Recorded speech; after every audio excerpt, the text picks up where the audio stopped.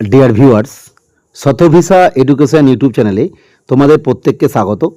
আজকে আমরা পুনরায় ডাব্লিউবি পঞ্চায়েত এক্সামকে মাথায় রেখে বেশ কয়েকটি প্রশ্নের সেট, মূলত হিস্ট্রি, জিওগ্রাফি, পলিটি, ইকোনমিক্স এই সমস্ত বিষয়ের ওপর স্ট্র্যাটেজিকের বেশ কিছু প্রশ্ন রেখেছি, যেগুলো তোমাদের আপকামিং ডাব্লিউবি পঞ্চায়েত এক্সামে খুবই হেল্প করবে। জানো বা জেনে গেছো যে বর্তমানে ডাব্লিউবি পঞ্চায়েত এক্সামটি ডাব্লিউবিপিএসসি নেবে। ফলে ডাব্লিউবিপিএসসি যে সমস্ত পরীক্ষাগুলো নেয় সেখানে যে ধরনের প্রশ্ন আসে বা যে জায়গাগুলো থেকে প্রশ্ন আসে সেখান থেকে আমরা প্রশ্নগুলো নিয়ে আসছি এবং আলোচনা করে দিচ্ছি। তোমরা অবশ্যই কুইক রিভিশন সিরিজ হিসাবে এগুলো দেখে নিতে পারো। আমরা প্রথমেই প্রশ্ন সেটে চলে যাব। আমাদের সেটের প্রথম প্রশ্ন 1 নম্বর, সতীদাহ প্রথা বিলোপ করেন কে? Option A lord Curzon, B Lord William Bentinck, C lord Canning and D lord Minto. বেশ কিছু ভাইসরয় বা গভর্নর জেনারেলের ক্ষেত্রে ইম্পর্টেন্ট কিছু ফ্যাক্ট তোমাদের মনে রাখতে হবে। আমরা জানি যে সতীদাহ প্রথা বিলোপ করেন অ্যাকচুয়ালি রাজা রামমোহন রায়। এবং একটা গল্প আছে, গল্প নয়, একদম লাইভ স্টোরি আছে রাজা রামমোহন রায়। তোমরা যদি পড়ে থাকো দেখবে, কারণ আমি বহুবার বলেছি বিভিন্ন ভিডিওতে, চাকরি পাও বা না পাও, বিভিন্ন মনীষী বা বিভিন্ন স্বাধীনতা সংগ্রামীদের জীবনী পড়ে রাখা ভালো। তাদের যে কর্মপদ্ধতি, তাদের যে আদর্শ, সেগুলো আমাদের জানা দরকার। সেই জায়গায় রাজা রামমোহন রায় কিন্তু সেই সময় এই যে সতীদাহ প্রথা বিলোপ করার চেষ্টা করলেন এবং তিনি সাকসেস পেলেন, সেই জন্য কিন্তু সেই সময় তার অনেক বিরোধিতা হয়েছিল। এবং তিনি পরবর্তী ক্ষেত্রে সেই কারণের জন্যই আর কি, তার সঙ্গে আরও কিছু কারণ ছিল, তিনি সেই সময় মুঘল সম্রাট, আমরা জানি যে সেকেন্ড আকবর ছিলেন, দ্বিতীয় আকবর, তার শরণাপন্ন হন এবং তিনি তাকে সেই সময় রাজা উপাধি দেন। প্রশ্ন আসে যে রাজা রামমোহন রায়কে বা রামমোহন রায়কে রাজা উপাধি কে দেন? তখন হবে সেকেন্ড আকবর, তখন তিনি মুঘল সম্রাট ছিলেন। এবং তিনি তারপর রাজা রামমোহন রায়কে লন্ডনে পাঠান প্রথম ভারতীয় দূত হিসাবে। এবং আমরা জানি তিনি আর ভারতে আসেননি, সেখানেই তিনি শেষ নিঃশ্বাস ত্যাগ করেন, দেহত্যাগ করেন। এবং লন্ডনের ব্রিস্টলে তার কিন্তু সমাধি রয়েছে রাজা রামমোহন রায়ের। মূলত আজকে আমরা জানবো যে এই যে সতীদাহ প্রথা বিলোপ করলেন, অ্যাকচুয়ালি কোন গভর্নর জেনারেল সেই সময় ছিলেন বা ভাইসরয় ছিলেন, কারণ সেই সময় ভাইসরয় হয়নি আর কি, কে ছিলেন? আমরা যদি লর্ড কার্জনের ক্ষেত্রে দেখি, লর্ড কার্জনের টেনিওরটা শেষ হচ্ছে 1905 সালে। এবং লর্ড কার্জনের ক্ষেত্রে ইম্পর্টেন্ট তোমরা জানো যে পুসাই কৃষি বিশ্ববিদ্যালয়, তিবেতে তিনি ইয়ং হাজব্যান্ড মিশন পাঠিয়েছিলেন। এছাড়া ইম্পর্টেন্ট ফ্যাক্ট যেটা লর্ড কার্জনের ক্ষেত্রে, সেটা যে বঙ্গভঙ্গ শুরু হয়। আমরা যদি ক্যানিংয়ের ক্ষেত্রে দেখি, ক্যানিং আমরা বলেছিলাম ক্যানিং হচ্ছেন last governor general of India এবং ফার্স্ট ভাইসরয়। এই ক্যানিংয়ের সময় একটা ইম্পর্টেন্ট ফ্যাক্ট যেটা বলে রাখা ভালো, ঠিক এই সতীদাহ প্রথার মতোই একটি কুপ্রথা ছিল, সেটা হচ্ছে বিধবাদের নতুন করে বিবাহ না দেওয়া।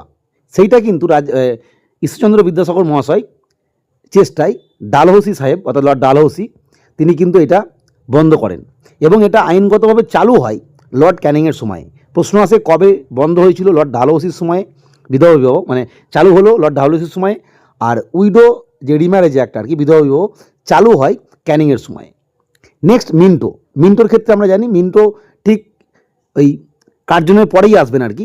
এবং এই লর্ড মিন্টোর ক্ষেত্রে যে ইম্পর্টেন্ট ব্যাপারটা সেটা হচ্ছে তার সময় 1909 সালে একটা প্রশ্ন আসে, 1909 মল্ল মিন্টো সংস্কার, যেটা অর্থাৎ মুসলিম সম্প্রদায়ের জন্য পৃথক ইলেকটোরেট ব্যবস্থা, যে সাম্প্রদায়িক নির্বাচন, সেই পদ্ধতিটা প্রথম এলো 1909 সালে। এবং এটা এসেছিল লর্ড মিন্টোর সময়। তিনি হচ্ছেন লর্ড মিন্টো, অর্থাৎ 1909 সালে যিনি ছিলেন আর কি। এরপর আমাদের উত্তর যেটা, সতীদাহ প্রথা বিলোপ করেন কে? উত্তর হবে option B, Lord William Bentinck. অর্থাৎ বেন্টিং এই সময় ছিলেন এবং রাজা রামমোহন রায়ের প্রচেষ্টায় এবং বেন্টিং এর সহযোগিতায় 1829 সালে এই ঘটনাটা ঘটে। আর বেন্টিংয়ের ক্ষেত্রে আরও কিছু ইম্পর্টেন্ট আছে। এই সময় কিন্তু কলকাতা মেডিকেল কলেজ তৈরি হয়। এছাড়া বেন্টিংয়ের সময়ই প্রথম ইংরাজি ভাষাকে প্রশাসনিক ভাষা বা সরকারি ভাষা হিসেবে নিয়ে আসা হয়। এক্ষেত্রে যিনি ছিলেন তিনি হচ্ছেন লর্ড মেগলে। মেগলের নামটাও ইম্পর্টেন্ট, মেগলে মিনিট তোমরা শুনেছো, 1835 সালে এসেছিল। এগুলোর ক্ষেত্রে লর্ড উইলিয়াম বেন্টিংয়ের নাম যুক্ত আছে। নেক্সট আমরা দেখব পরবর্তী প্রশ্ন, সিন্ধু সভ্যতা রিলেটেড। সিন্ধু সভ্যতার বৃহত্তম নগর কোনটি? অর্থাৎ বৃহত্তম নগর, এটা মানে এটা কিন্তু অবশ্যই টাউনের কথা বলা হচ্ছে। Option A Harappa, B Mohenjodaro, C Dholavira and D Rakhigarhi. এই বৃহত্তম নগর কিন্তু হরপ্পা মহেঞ্জোদারো নয়, এটা বুঝতে হবে। এটা হচ্ছে রাখিগ্রাহী, অর্থাৎ লার্জেস্ট যেটা সিটি সে রাখিগ্রাহী, যেটা হরিয়ানা রাজ্যে অবস্থিত। আর ধোলভিরা তোমরা জানো গুজরাটে অবস্থিত। আর হরপ্পা মহেঞ্জোদারো কিন্তু দুটোই পাকিস্তানে অবস্থিত। প্রশ্ন, নালন্দা বিশ্ববিদ্যালয় প্রতিষ্ঠা করেন কে?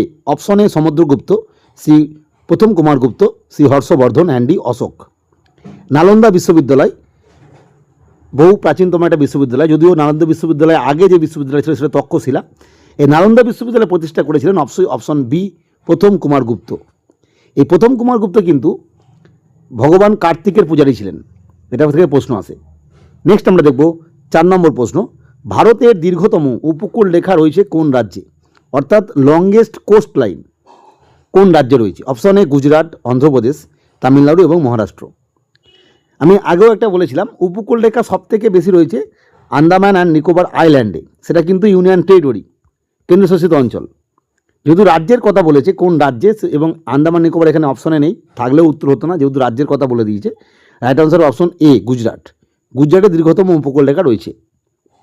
প্রসঙ্গত বলে রাখি, ভারতের 2টি রাজ্য রয়েছে যাদের সঙ্গে উপকূল রেখা আছে প্লাস ইন্টারন্যাশনাল বর্ডার আছে, অর্থাৎ পাশাপাশি দেশের বর্ডার আছে, আন্তর্জাতিক বর্ডার, ইন্টারন্যাশনাল বর্ডার এবং উপকূল রেখা রয়েছে দুটোর ক্ষেত্রে, একটা গুজরাট আর একটা হচ্ছে ওয়েস্ট বেঙ্গল। গুজরাটের ক্ষেত্রে তোমরা জানো পাকিস্তানের সঙ্গে সীমানা রেখা আছে, আর ওয়েস্ট বেঙ্গলের সঙ্গে বাংলাদেশ, অর্থাৎ দুটো স্টেট আছে। এর প্রশ্ন আসে কোন দুটো স্টেট বা কটি রাজ্যে উপকূল রেখা আছে এবং তার সঙ্গে ইন্টারন্যাশনাল বর্ডার আছে, সেটা হচ্ছে ওয়েস্ট বেঙ্গল এবং গুজরাট দুটো। নেক্সট 5 নম্বর প্রশ্ন, শব্দ শূন্যস্থানে চলাচল করতে পারে কি? অপশন এ পারে, বি পারে না, সি কখনো পারে, অ্যান্ড ডি শুধুমাত্র উচ্চ তাপমাত্রায় পারে। আমি বলেছিলাম যে শব্দ তরঙ্গ কিন্তু স্থিতিস্থাপক জড়মাধ্যম ছাড়া চলাচল করতে পারে না, কখনোই, কোনোভাবেই পারে না। তার ক্ষেত্রে তাপমাত্রা বাড়ুক বা চাপ বাড়ুক, যাই হোক না কেন, তাপমাত্রা বা চাপের সঙ্গে এর কোনো সম্পর্ক নেই। ফলে রাইট আনসার হবে অপশন বি, পারে না, কখনোই পারে না। সেই জন্য দেখবে একটা প্রশ্ন আসে যে শব্দের বেগ সব থেকে বেশি কোথায় হয়, যে অপশন দিয়ে দেয় একটা সলিড, একটা লিকুইড আর একটা এয়ারের নাম। অবশ্যই সেক্ষেত্রে সলিড যেটা থাকবে সেটাই উত্তর হবে, এবং বেশিরভাগ ক্ষেত্রে দেখবে ইস্পাতের কথাখানে বলা থাকে যে কোনটিতে শব্দের বেগ সবথেকে বেশি, তখন হবে ইস্পাত উত্তর, অর্থাৎ সলিড যেটা থাকবে সেটা উত্তর বেশি হবে। নেক্সট আমরা দেখব 6 নম্বর প্রশ্ন, অবশ্যই জেনারেল সায়েন্সের প্রশ্ন, কোন ধাতু ঘরের তাপমাত্রায় তরল থাকে, অর্থাৎ ঘরের তাপমাত্রায় তরল ধাতু কোনটা? অপশানে তামা, পারদ, লোহা এবং অ্যালুমিনিয়াম। এটা অবশ্যই রাইট আনসার অপশন বি পারদ। এবং পারদ কিন্তু তাপের সুপরিবাহী, সেই জন্যই দেখবে যে ডাক্তারের যে থার্মোমিটার থাকে সেখানে কিন্তু এই তাপের সুপরিবাহী ধর্মের উপর নির্ভর করেই পারদকে ব্যবহার করা হয়। নেক্সট আমরা দেখব 7 নম্বর, ভারতের বাজেটকে সংসদে পেশ করেন?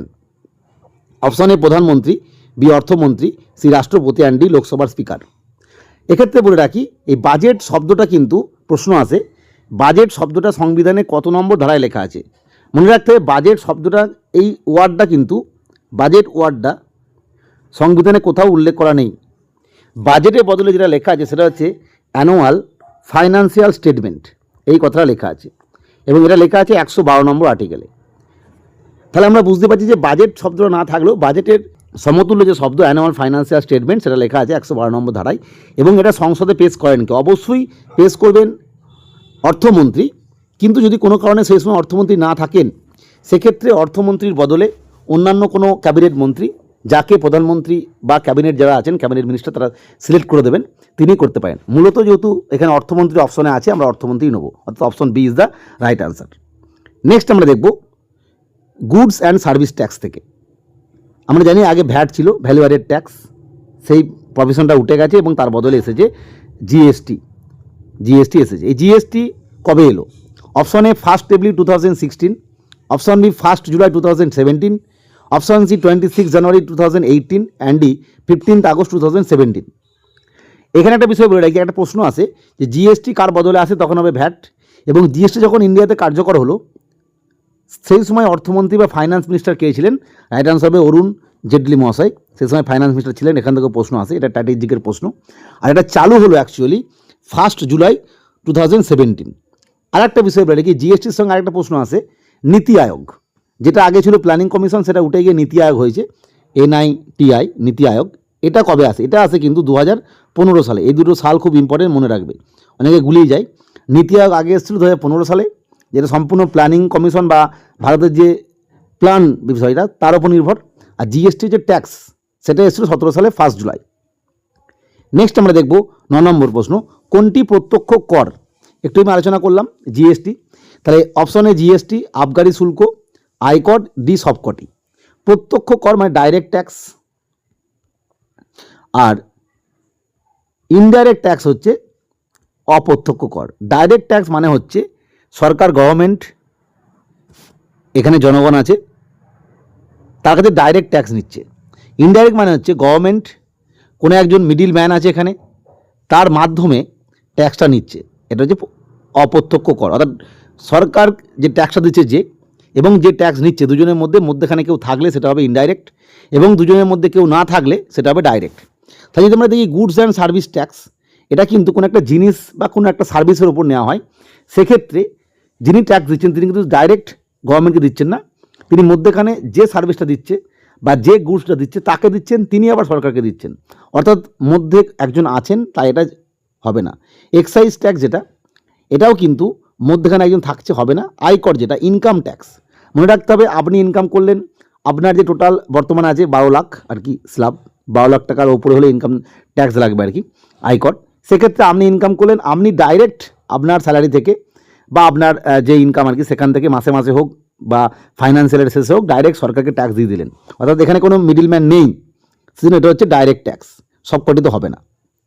নেক্সট আমরা দেখব পরবর্তী প্রশ্ন, 10 নম্বর প্রশ্ন, ভারতের সংবিধানের রক্ষক কে? অর্থাৎ সংবিধানের যদি কোনো কিছু ভঙ্গ হয় সেক্ষেত্রে কে রক্ষা করবেন সংবিধানটাকে? অপশনে রাষ্ট্রপতি, বি সুপ্রিম কোর্ট, সি প্রধানমন্ত্রী অ্যান্ড ডি সংসদ। মনে রাখতে হবে এই সংবিধানের রক্ষক হচ্ছেন কোর্ট, মূলত সুপ্রিম কোর্ট। সেই জন্যই দেখবেন দুটো প্রশ্ন আছে, একটা হচ্ছে জুডিশিয়াল রিভিউ, জুডিশিয়াল অ্যাক্টিভিজম, এবং ইম্পর্টেন্ট বিষয় 32, 226 এই সমস্ত আর্টিকেলগুলো খুব ইম্পর্টেন্ট। এছাড়া আমরা জানি যে সুপ্রিম কোর্টের ক্ষেত্রে যে আর্টিকেলগুলো রয়েছে 231, 232, 33, আর তারপর অরিজিনাল জুরিডিকশান, অ্যাপিলিয়েট জুরিডিকশান, এই যে আর্টিকেলগুলো রয়েছে এগুলোর মাধ্যমে কিন্তু প্রমাণ হয় যে ভারতীয় সংবিধানের যে রক্ষক তিনি হচ্ছেন সুপ্রিম কোর্ট। অর্থাৎ যে যা খুশি করতে পারে না, সেক্ষেত্রে সর্বোচ্চ যিনি রক্ষা করবেন সেটা হচ্ছেন সুপ্রিম কোর্ট। অর্থাৎ option B is the right answer. Next আমরা দেখব একটা স্ট্যাটিক জিকে, মূলত যেহেতু এটা কারেন্ট নিউজে আছে, ফিফা ওয়ার্ল্ড কাপ রিসেন্টলি হয়ে গেল, সেক্ষেত্রে এই ধরনের কিন্তু প্রশ্ন আসতেই পারে যে প্রথম ফিফা বিশ্বকাপ যেটা ফুটবল ওয়ার্ল্ড কাপ কত সালে অনুষ্ঠিত হয়? অপশনে 1928, বি 1930, সি 1934 অ্যান্ড ডি 1938। তোমরা প্রত্যেকেই জানো যে প্রথম যে বিশ্বকাপটা হয়েছিল সেটা হচ্ছে উরুগুয়েতে হয়েছিল, এবং প্রথম উইনারও হচ্ছে উরুগুয়ে, এবং এটা হয়েছিল 1930 সালে। তো option B is the right answer. Next আমরা দেখব 12 নম্বর প্রশ্ন, 2026 ফিফা বিশ্বকাপ কটি দেশে নিয়ে অনুষ্ঠিত হয়েছিল? অর্থাৎ 2026 রিসেন্ট হয়ে গেল, কটি দেশ অংশগ্রহণ করলো? প্রথমবারের জন্য এত দেশ অংশগ্রহণ করেনি এর আগে। এটা কবে? অপশানে 32, 36, 48 এবং 64। তোমরা প্রত্যেকেই জানো, প্রত্যেকেই খেলা দেখেছো, এবং যে চার্ট ছিল আর কি শিডিউল সেগুলোও জানো। অর্থাৎ অপশন সি 48টি দেশ প্রথমবারের জন্য এতগুলি দেশ অংশগ্রহণ করলো। নেক্সট আমরা দেখব পরবর্তী প্রশ্ন, সার্ভেন্টস অফ ইন্ডিয়া সোসাইটি প্রতিষ্ঠা করেন কে? প্রসঙ্গত বলে রাখা ভালো, পিএসসির বিভিন্ন পরীক্ষায় এই প্রশ্নটাই আসে। পিএসসির কিন্তু খুব পরিচিত প্রশ্ন এবং কমন প্রশ্ন। অপশনে Bal Gangadhar Tilak, B Gopal Krishna Gokhale, C Mahatma Gandhi and D Dadabhai Naoroji. Servants of India society প্রতিষ্ঠা করেন অপশন বি গোপাল কৃষ্ণ গোখলে। ইনাকে কিন্তু মহাত্মা গান্ধী নিজের রাজনৈতিক গুরু বলে মনে করতেন। নেক্সট আমরা দেখব পরবর্তী প্রশ্ন, 14 নম্বর প্রশ্ন, 1857 সালে কানপুরের যিনি নেতৃত্ব দিয়েছিলেন, এই যে 57 সালে মহাবিদ্রোহ হলো সেই সময় কিন্তু বিভিন্ন জায়গা থেকে বিভিন্ন জন নেতৃত্ব দিয়েছিলেন। কেউ আসাম থেকে দিয়েছিলেন, কেউ বিহার থেকে দিয়েছিলেন, লখনৌ থেকে দিয়েছিলেন, কে কোথা থেকে দিয়েছিলেন ভারতীয়দের হয়ে সেটা যেমন প্রশ্ন আসে, ঠিক তাদের বিরুদ্ধে কারা ছিলেন? ব্রিটিশদের কোন সেনাপতি ছিলেন? কোথায় হিউরো ছিলেন? কোথায় হডসন ছিলেন? এগুলো কিন্তু প্রশ্ন আসে। তাই কানপুরের নেতৃত্ব কে দেন? Option A Tatya Tope, B Nana Sahib, C Rani Lakshmibai and D Kunwar Singh. এখানে অপশনগুলোর মধ্যে কানপুরে যিনি নেতৃত্ব দেন তিনি হচ্ছেন নানা সাহেব। আর কুনওয়ার সিং মনে রাখবে, এটা খুব ইম্পর্টেন্ট, ইনি নেতৃত্ব দিয়েছিলেন বিহার থেকে। এই প্রশ্নটা আসে যে বিহারে কে নেতৃত্ব দেন? কুনওয়ার সিং। আর একটা প্রশ্ন আছে, আসাম থেকে কে নেতৃত্ব দেন? আসামে দিয়েছিলেন মনিরাম দেওয়ান, এটাও মনে রাখবে, এই নামটা প্রশ্ন আসে। নেক্সট আমরা দেখব একটা বিদেশি যারা পর্যটক এসেছিলেন তাদের থেকে 15 নম্বর প্রশ্ন এবং শেষ প্রশ্ন, ইবন বতুতা কার রাজত্বকালে ভারতে এসেছিলেন? Option A Alauddin Khilji, B Mohammad bin Tughlaq, C Firoz Shah Tughlaq and D Sikandar Lodi. মনে রাখতে হবে ইবন বতুতা যখন ভারতে আসছেন তখন যিনি ভারতের সুলতানি শাসক আর কি, সেই সময় তৈরি হচ্ছে বিজয়নগর এবং বাহামনি সাম্রাজ্য। আমরা দেখেছিলাম যে বিজয়নগর সাম্রাজ্যের যে প্রথম যে বংশ সঙ্গম যে ডায়নাস্টি হরিহর এবং বুক্কর, সেই জায়গায় কিন্তু সেই বিজয়নগর সাম্রাজ্যে কিন্তু ইবন বতুতা গিয়েছিলেন। কারণ কি? না, ইবন বতুতা আসছেন মোহাম্মদ বিন তুগলকের আমলে, এবং এই মোহাম্মদ বিন তুগলকের আমলেই কিন্তু বিজয়নগর এবং বাহমানি সাম্রাজ্য তৈরি হচ্ছে, এবং এই বিজয়নগর সাম্রাজ্যে কিন্তু অবশ্যই ইবন বতুতা গিয়েছিলেন। ফলে অনেক সময় অপশনে এই সুলতানি সাম্রাজ্যের নাম থেকে ওই সময়কার যিনি ছিলেন, অর্থাৎ হরিহর, বুক্কা বা পরবর্তী ক্ষেত্রে তুলুপ বংশের যিনি রাজা ছিলেন কৃষ্ণদেব রায়, অচ্যুত রায়, রাম রায়, এদের নাম থাকতে পারে। সেক্ষেত্রে তোমরা অবশ্যই সঙ্গম ডায়নাস্টির যে রুলার আছে আর কি, হরিহর, বুক্কা, দেবরায়, এদের নাম যদি থাকে সেক্ষেত্রে সেগুলো উত্তর করার চেষ্টা করবে, কারণ ওই ক্ষেত্রে মানে ওই রাজত্বেও কিন্তু ইবন বতুতা গিয়েছিলেন। অর্থাৎ option B is the right answer. আজকে আমরা আরও 15টি প্রশ্ন আলোচনা করার চেষ্টা করলাম। তোমরা অবশ্যই কমেন্ট বক্সে কত পাচ্ছ জানিও।